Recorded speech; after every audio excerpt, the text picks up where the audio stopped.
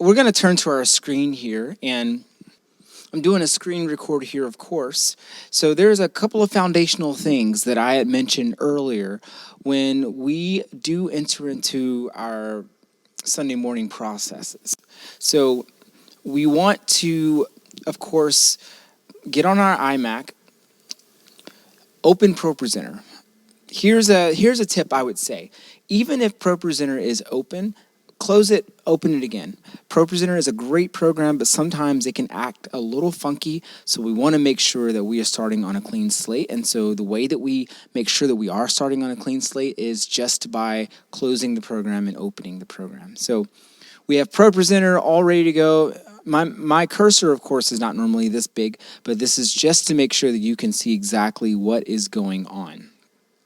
So we have ProPresenter.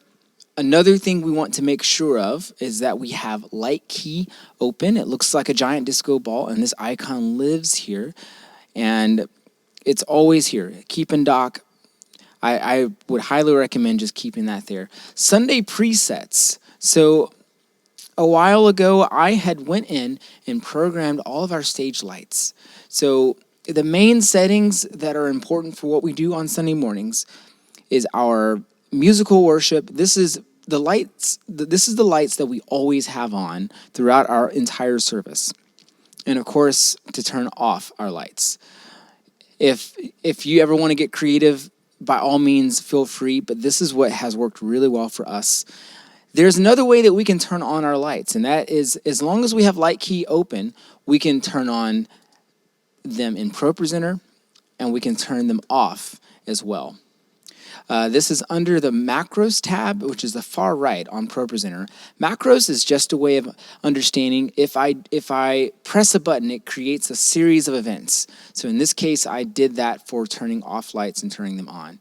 Now, there's only one event. It's turning, of course, the lights on and off. So that is a quick rundown of ProPresenter. So that is our main program. Light Key, of course. And we also use Google Chrome. So we've talked a little bit about live streaming, especially for our cameras. Our PTZ camera, it is software controlled, and the bookmark is the first bookmark you see within Google Chrome. So we have a list of presets here that our video switcher / ProPresenter operator can use. And of course, if they need to zoom out or move the angle a little bit here and there, they absolutely can. The next tab that we have open, or the next tab that I am opening, is our Resi Control tab. Resi is the company that we use for our live streaming. So at 10:25 each Sunday, our live stream automatically starts. And the only ask I have for those that are operating this machine in the back is that they stop it. So I think but I know that when a service it has started, this will actually turn into a button that says stop.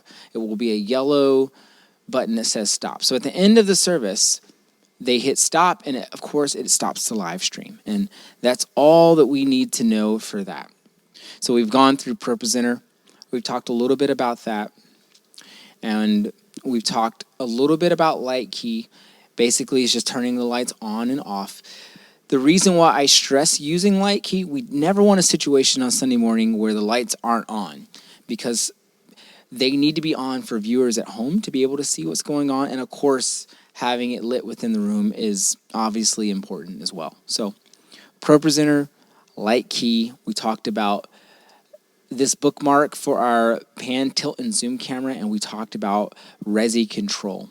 So the way that I automate slides, you may not be interested in this, but there's something called the BONE Network. BONE Network basically creates a MIDI network that talks to the computer on stage. So I can automate my slides, then this computer understands what's happening, but we need to make sure BONE Network stays up at all times. So beyond that, that is basically the process for Sunday mornings. The last program that we have that you'll see. It's called Dante Via. Dante is the protocol which allows for sound to travel via our Ethernet connections. So for this computer, what that means is anytime that we play a video that has sound, or we play our 5-minute countdown, which begins, of course, 5 minutes before our service starts, it travels via Dante. So we just want to make sure that we can do that. So there's two ways to do that. One is by dragging down the sound menu and making sure that it says Dante via stereo. If it says that, you are good to go. And the second way, if there's an issue there, which it rarely ever happens, but we just need to make sure that this program, under ProPresenter, it says listeners, and these fancy letters is the name of our soundboard. So hopefully that helps you guys as you traverse these waters.